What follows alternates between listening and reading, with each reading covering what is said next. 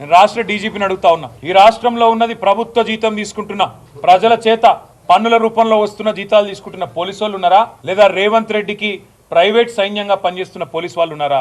ఎందుకు ఏ కారణం చేత మీరు ఈరోజు ఒక ఎంపీ గారిని ఆపుతారు, మహబూబ్ నగర్ ఎంపీని? రేపు మేము కూడా పోతాం, మమ్మల్ని కూడా అడ్డుకుంటారా? కానీ అదే తిరుపతి రెడ్డికి మాత్రం సెక్యూరిటీనిచ్చి ఆయన 300 మందినిచ్చి మరి అక్కడ 144 సెక్షన్ పెట్టినామన్నారు.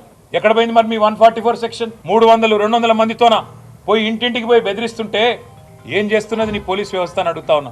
ఐఏఎస్ ఆఫీసర్లు, ఐపీఎస్ ఆఫీసర్లు మర్చిపోకండి, పక్కనున్న ఆంధ్రప్రదేశ్లో ఏం జరిగిందో మీరు చూసినారు. ఇలా అతి చేస్తే, అతి వేషాలు వేస్తే రేపు తెలంగాణలో కూడా గదే జరుగుతుంది. దయచేసి మీరు బలి పశువులు కాకండి.